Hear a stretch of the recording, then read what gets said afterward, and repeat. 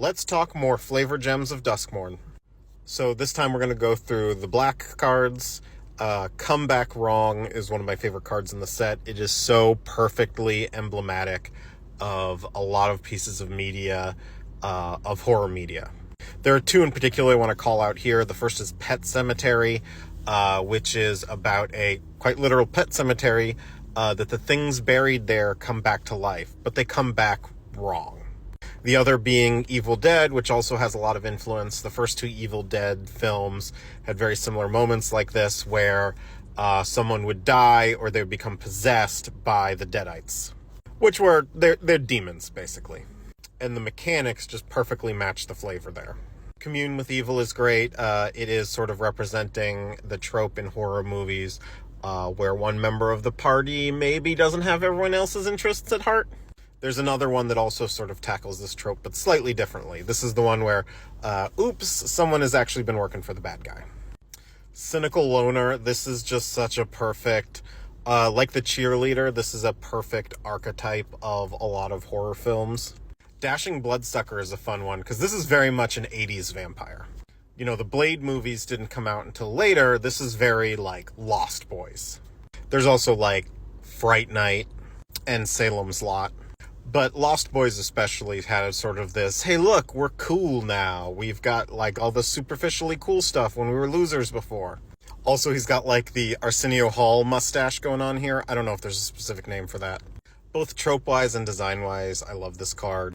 Final Vengeance is sort of that moment where someone sacrifices themselves to take the monster on. Does it usually work? No.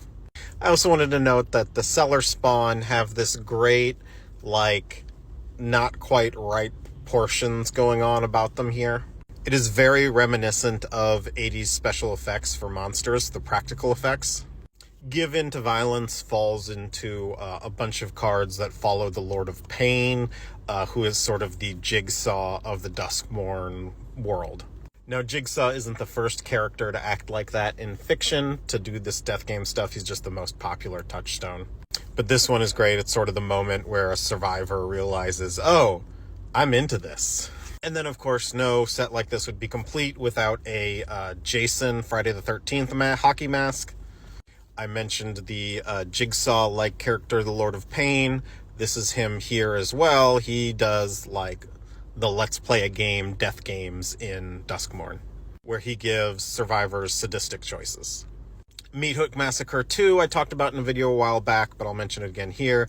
I love that the Meathook Massacre guy moved from Innistrad to Duskmourn, and he's just living his best life. This is the only happy ending for anybody who gets sucked into Duskmourn. If you're already a psychopath, it's paradise. Popular Egotist is sort of in the same vein as some of the ones I talked about already. It's that moment when you realize that popular person only really cared about themselves, and they will sacrifice anyone else. Unstoppable Slasher does a great job mechanically representing the sort of supernatural slashers in fiction. Your Jasons, your Freddys, your Michael Myers.